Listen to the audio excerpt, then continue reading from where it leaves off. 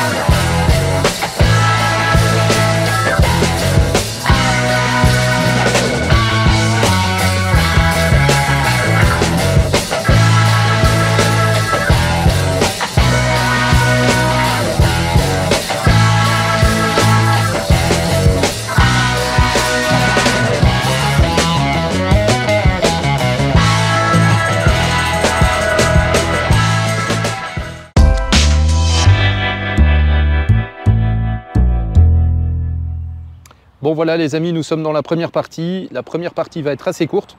Donc à ma gauche, nous avons la CB650R 2023. Il faut savoir que cette moto existe exactement depuis 2018 et que depuis 2018, elle n'a subi aucune évolution ni révolution. Donc en fait, en tout ce qui est au niveau train roulant, donc au niveau suspension, au niveau étrier de frein, disque de frein, au niveau du moteur, du châssis, tout ça reste exactement la même chose que ce soit la 2023 que la 2024. Donc pas d'évolution. La seule petite évolution qu'il y a, c'est tout simplement au niveau du poids. Donc ici, on est sur une machine qui pèse un poids total de 202 kg. Là, elle fait 205,3 kg. Donc en fait, elle a pris 3,5 kg en plus suite au système en fait e-clutch qui est de ce côté-ci que je vous présenterai bien sûr après. Je vous en parlerai plus en détail. Donc voilà, donc là, niveau partie châssis, tout ça, je vous ai présenté tout ce qu'il y a présenté. Donc maintenant, on va passer à la partie suivante. On va parler bien sûr de l'esthétique.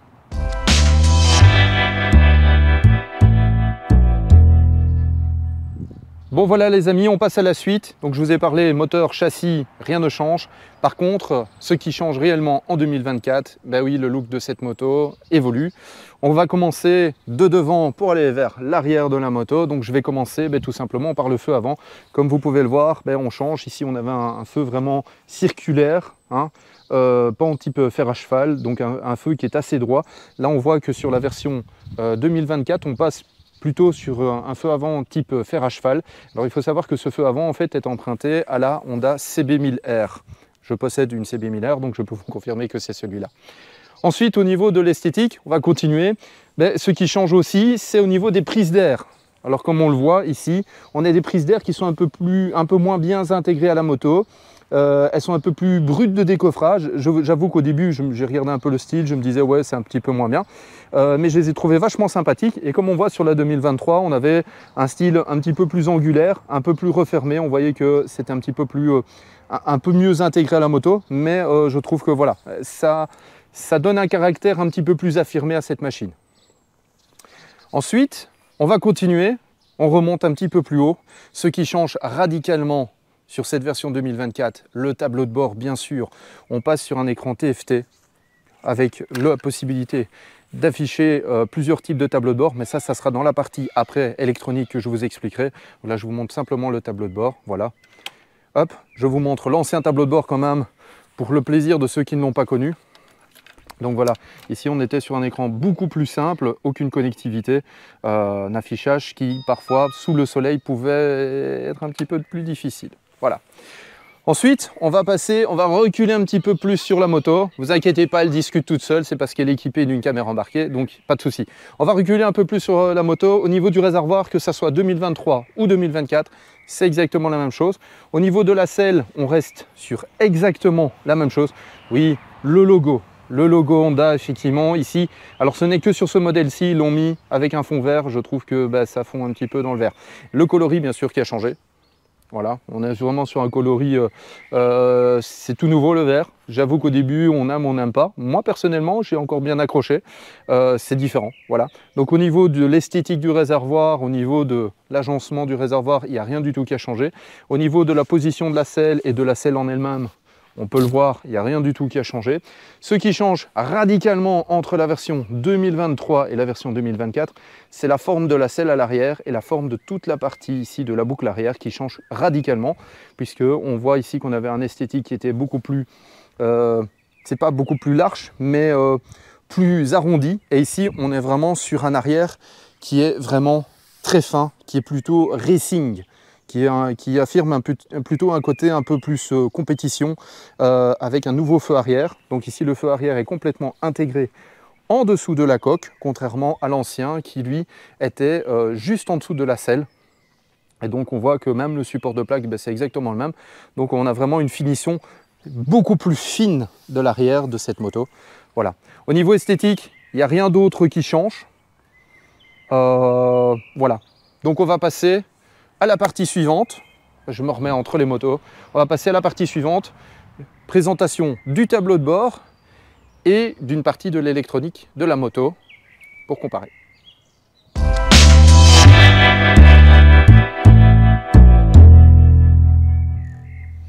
Voilà les amis, partie suivante, je vous présente ce qui change réellement sur cette moto. Donc on va parler du nouveau tableau de bord, de son électronique.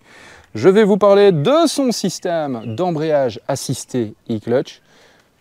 Pourquoi? Parce que tout simplement, comme vous pouvez le voir, on est toujours sur un embrayage classique, mais simplement on est venu y adapter un moteur électrique qui va faire le travail, et bien sûr de l'autre côté un shifter. Donc là, tour de magie, la caméra va venir à moi. Voilà. Bon voilà les amis, je vais vous présenter donc toute la partie électronique avec son tout nouveau tableau de bord. Donc tout d'abord, voilà le nouvel affichage. Alors il faut savoir que sur ce nouveau tableau de bord TFT, on a 3 types d'affichage différents. Je vais vous les présenter. Alors petite chose qui est nouvelle aussi, c'est le tout nouveau Komodo côté gauche. Nouveau Komodo côté droite. Donc Komodo du côté droite, on retrouve le bouton d'arrêt d'urgence avec son démarreur qui est intégré et le bouton pour les 4 clignotants, donc les warnings. Du côté gauche, en fait, on retrouve tout simplement ici le traction control qui a changé de place. Ici pour les longues portées, donc ici un appui pour permettre de faire des appels de phare, donc des appuis, et ici pour activer les longues portées. Ici on retrouve le petit joystick qui permet de piloter tout le tableau de bord, le clignotant, le klaxon. Et voilà, je vous montre par rapport à la version 2023. Donc ici on avait encore un bouton de démarreur, le coupe-circuit, et de l'autre côté on avait juste les commandes d'éclairage. Donc au niveau de ce tableau de bord, tout simplement grâce au petit joystick qui est là, vous allez pouvoir faire défiler les différentes informations. Bien sûr, vous avez le trip A, le trip B, le total. Ici, une petite jauge de consommation qui est graduée jusqu'à 4 litres au 100. Ensuite, c'est tout. Ensuite, du côté droite, quand vous utilisez toujours le petit joystick, vous allez du côté droite, vous allez pouvoir voyager dans les différents menus. Donc ici, c'est pour afficher les différentes informations. Donc de nouveau, trip A, avec sa consommation donc moyenne. Donc on voit que j'ai fait 4 litres au 100 depuis le dernier plein que j'ai fait il y a 20 km. Ici on voit 4 litres 4. Alors cette moto consomme entre 4 litres 5 et 3 litres 5. Ça veut dire 3 litres 5 quand vous faites une moyenne de 70 km/h. Donc ça veut dire vous faites un trajet où vous faites entre 50 et 70 km/h et vous pouvez monter jusqu'à 4 litres et demi en faisant je veux dire un trajet quotidien. Donc voilà, donc là vous pouvez afficher vos différents menus. Ici vous avez un menu qui vous permet en fait tout simplement soit d'afficher ici la barre donc pour le niveau d'essence, soit tout simplement l'autonomie. Donc ici on voit qu'elle a une autonomie de 365 km avec le plein actuel, donc vous pouvez choisir entre l'un ou l'autre. Ensuite on descend un petit peu plus bas, c'est tout simplement pour remettre à zéro les tripes A ou trip B. Donc tout simplement vous sélectionnez et puis vous faites un clic vers la droite pour remettre à zéro votre trip. Et plus bas, on rentre dans le menu de la moto, où là on a, comme vous pouvez le voir dans le premier menu, on a les fonctions. Donc on a le fameux système Honda e-clutch, donc le système d'embrayage assisté par électronique. C'est un embrayage automatique où vous pouvez l'activer ou choisir de le désactiver. Et sur les parties qui sont à droite ici, vous avez donc la config pour le haut et la config pour le bas. C'est pour régler la sensibilité du shifter, donc shifter up and down, contrairement à la version précédente où en fait on n'avait qu'un shifter up, puisque cette moto est équipée tout simplement d'un accélérateur à câble, donc pas la possibilité de downshifter. Et c'est la petite évolution grâce au système e-clutch, maintenant on peut aussi bien monter et descendre les rapports. Et donc vous pouvez choisir la sensibilité. Donc quand vous la mettez en souple, tout simplement ça veut dire que le shifter est très sensible. Donc dès que vous allez le frôler un petit peu, il va se déclencher. Moyen, vous allez pouvoir entre guillemets jouer un petit peu, il y aura un peu plus de garde. Si vous le mettez en dur, vous devrez passer les vitesses de manière un peu plus franche. La possibilité de désactiver donc ce système d'embrayage, d'ailleurs on l'entend. Quand je le mets sur off, on voit que la garde à la poignée est tout à fait normale. Si je le mets sur on, vous voyez qu'en fait là, le système, donc l'embrayage est déjà activé. Donc en fait, voilà, vous allez pouvoir tout simplement démarrer la moto, passer la première sans utiliser l'embrayage et vous arrêter sans utiliser l'embrayage. Ensuite, au niveau des autres menus, point de changement de vitesse, ça c'est pour le shift light. Ensuite, on a ici la réinitialisation du trajet A. C'est simplement quand vous allez faire votre plein, quand vous allez tomber sur la réserve et que vous allez faire votre plein, il va réinitialiser votre trajet. HISS, c'est le système de sécurité de la moto. Donc, c'est le témoin lumineux qui s'affichera au tableau de bord, donc pour protéger votre moto contre le vol. En tout cas, le vol, je vais dire, via sa clé. Ensuite, on a ici affichage, type d'affichage. Donc en fait ici on a trois types d'affichage, donc une barre, celle que vous avez vue au début. On a un système avec un cercle, donc en fait il suffit juste de passer dessus, je vais vous le montrer. Donc ici on a le système avec le cercle. Et ensuite on a les informations simplifiées.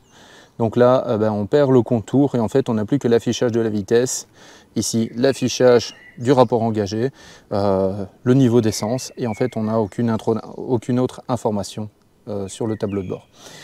Donc moi personnellement, je vous avoue que j'ai beaucoup aimé celui de la barre qui est extrêmement simple. On peut régler forcément la luminosité du tableau de bord, le type de fond d'écran, il y en a deux, soit blanc, soit noir, soit automatique. Donc c'est celui qui change en fonction de la luminosité le soir.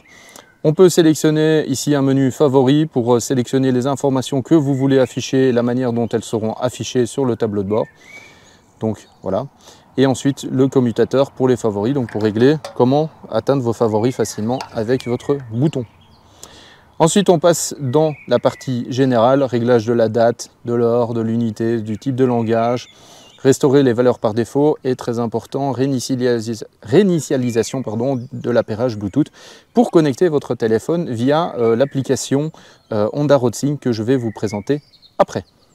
Ensuite ici on a la partie assistance avec bien sûr la possibilité de régler tout simplement des avertissements pour pouvoir faire l'entretien périodique, la vidange, la tension, c'est la tension de la batterie, la température d'eau puisqu'on n'a pas d'indication de température du radiateur sur le tableau de bord, donc sur l'affichage principal, et les infos avertissements, c'est tous les défauts moteurs.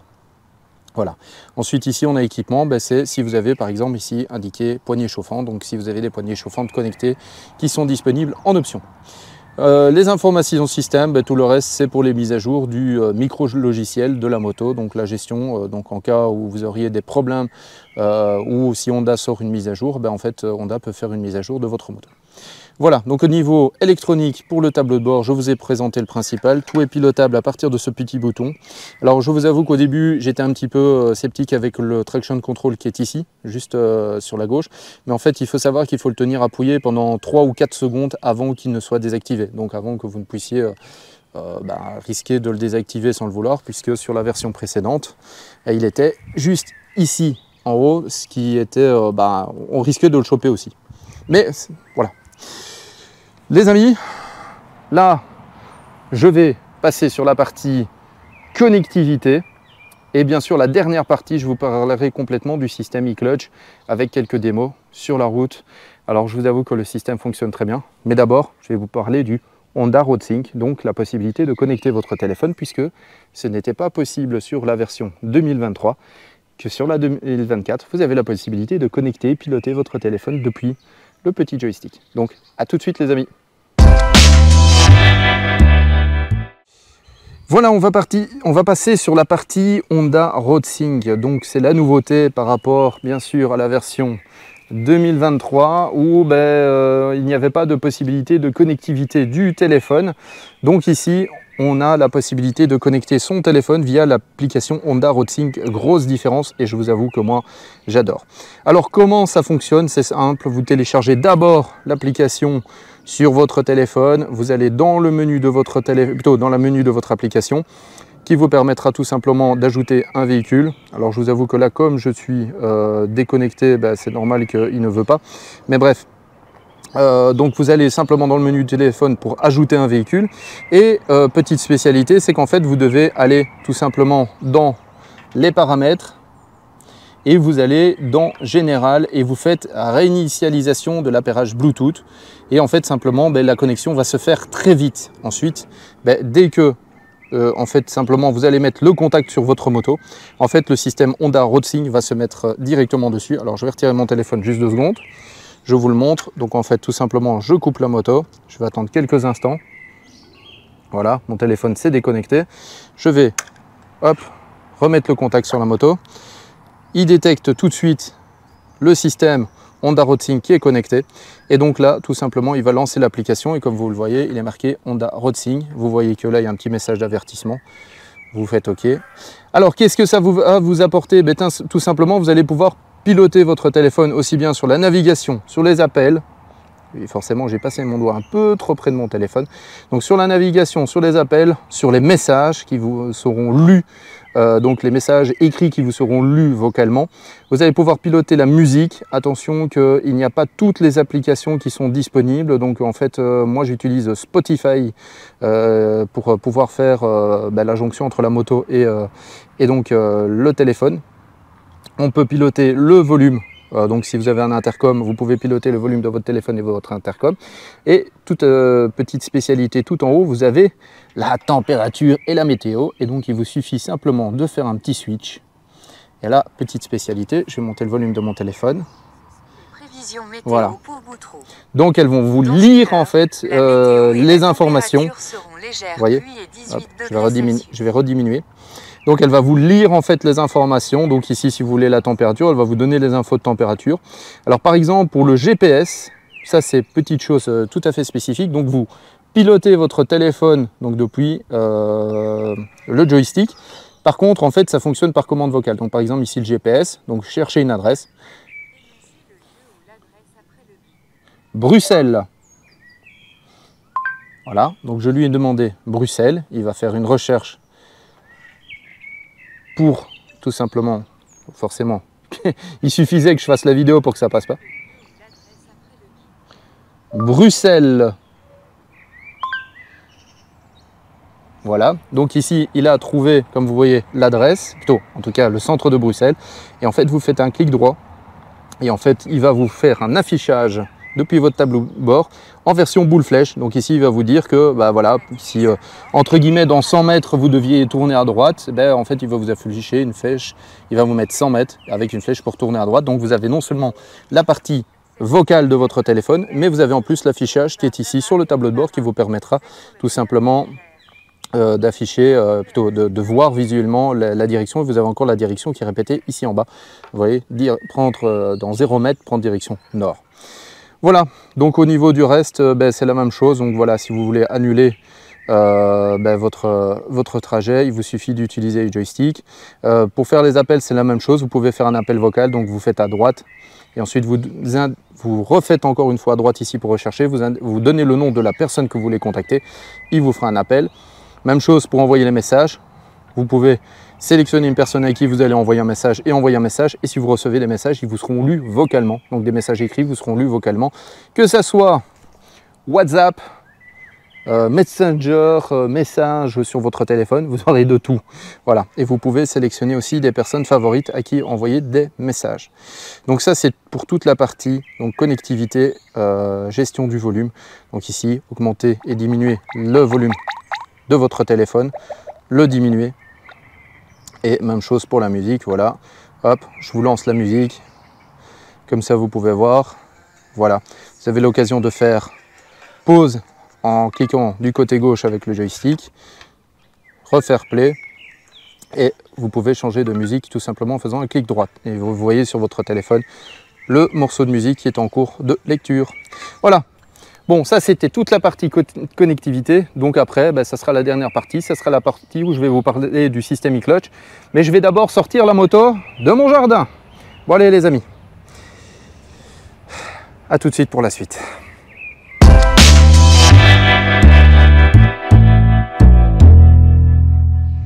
Bon voilà les amis, nous sommes dans la dernière partie de cette vidéo. Je vais vous parler du Honda e-clutch, donc le tout nouveau système d'embrayage.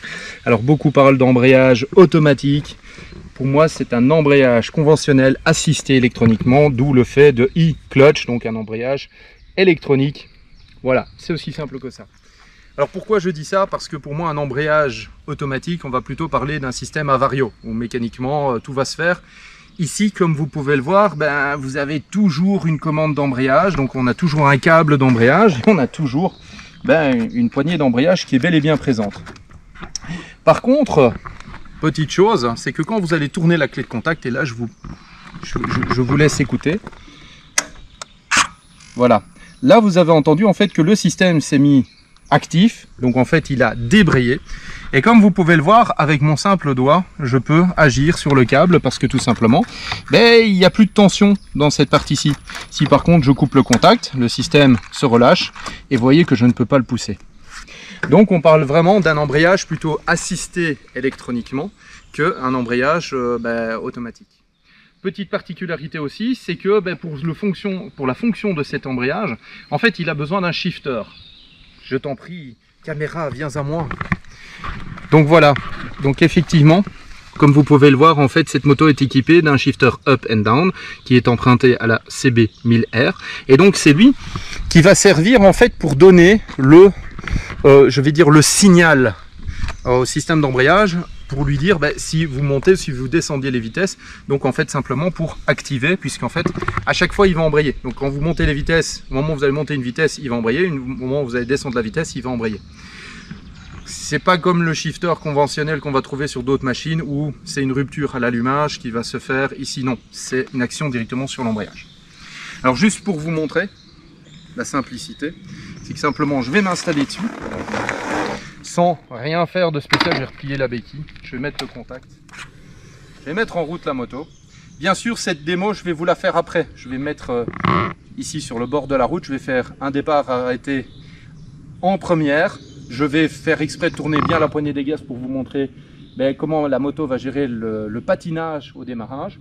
Et puis je vais le faire exactement en troisième, voire en quatrième. Comme ça, je vais forcer un peu le système et vous montrer en fait que cette moto n'a pas du tout de difficulté à gérer justement et vous empêcher de caler. Parce que oui, souvent, c'est ce qui arrive quand on est jeune motard. On a tendance à caler parce qu'on a une très mauvaise gestion de la poignée d'embrayage. Donc voilà. Donc ici, je vous montre, je mets la moto en route. Vous allez l'entendre, je vais passer la première. Là j'ai passé la première. Voilà. Et vous voyez, ça se déconnecte tout de suite puisque vous voyez, j'ai relâché la poignée de gaz. Voilà. Voilà, donc ça là je vais vous montrer. Maintenant, je peux aussi reprendre la main sur l'embrayage. Simplement, je place ma main sur la poignée. Je tiens enfoncé. Et à ce moment-là, je relâche et c'est l'embrayage qui reprend. Pourquoi? Parce que j'ai un petit capteur au niveau de la poignée d'embrayage qui va lui permettre tout simplement de savoir que j'ai choisi de faire une action. Maintenant, il est aussi possible, comme je vous avais montré dans la partie électronique, il y a la possibilité de désactiver le système e-clutch. Alors je vous avoue, je n'ai pas testé pour savoir si ce système e-clutch reste complètement désactivé pendant un certain temps.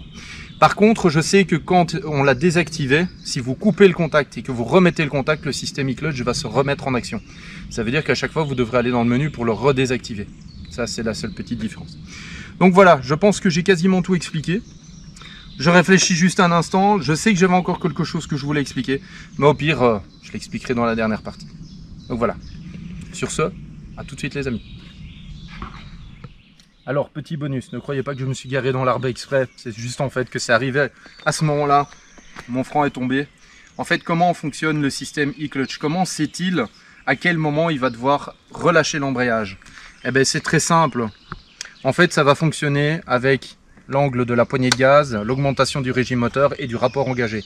Donc, à partir du moment où vous avez un rapport qui est engagé, vous allez augmenter le régime moteur, l'angle de poignée de gaz, et donc en fait tout simplement le système va tout simplement détecter cette augmentation de régime, et en fonction de l'angle de la poignée de gaz et de la demande que vous allez faire, il va faire plus ou moins patiner l'embrayage pour vous permettre de démarrer facilement. Donc si forcément vous essorez la poignée de gaz, il va patiner un peu plus pour vous éviter de caler.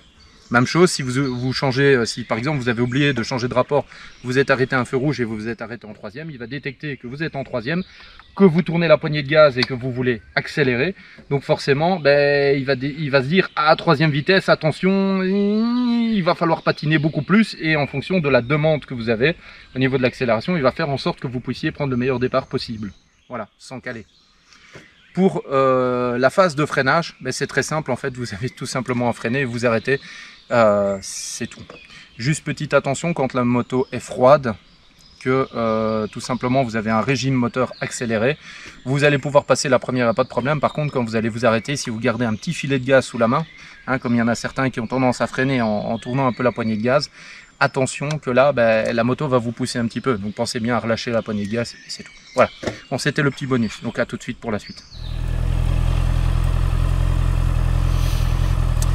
Bon voilà les amis, on est dans la dernière partie où tout simplement je vais vous montrer un départ arrêté. Donc là je vais me mettre, je suis déjà en première et je vais remettre la première. Donc voilà, là ici je passe la première. Vous avez vu, je touche pas l'embrayage, hein. Vous voyez là je passe mes vitesses, je touche pas l'embrayage. Et si je vais vous faire un départ arrêté, donc tout simplement vous voyez, hop, prêt, 3, 2, 1.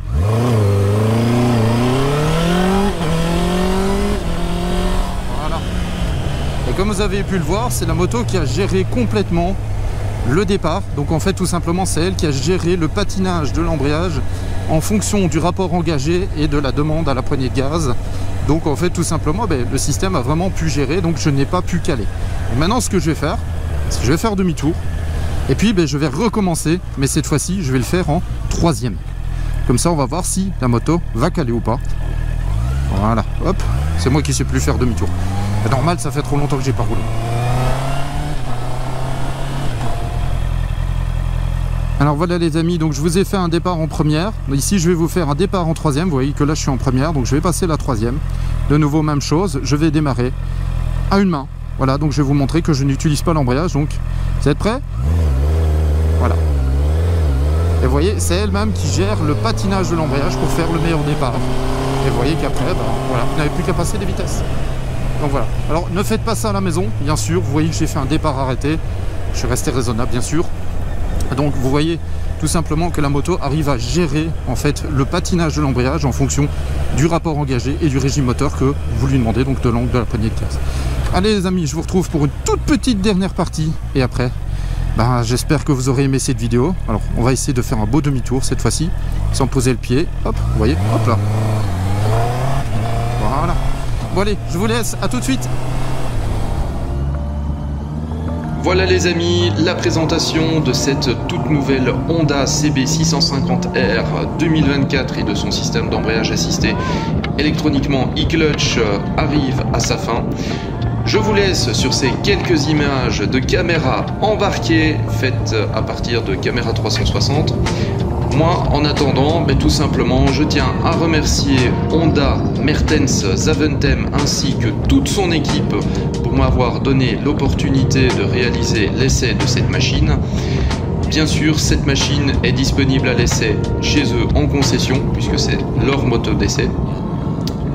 En attendant, si vous avez aimé cette vidéo, je vous invite à liker. Bien sûr, si vous avez des questions, à les laisser en commentaire. Si vous souhaitez suivre la suite de mes aventures, tout simplement de vous abonner et d'activer la petite clochette de notification pour être tout simplement prévenu dès la sortie d'une prochaine vidéo. Donc en attendant, ride safe et à bientôt. Salut!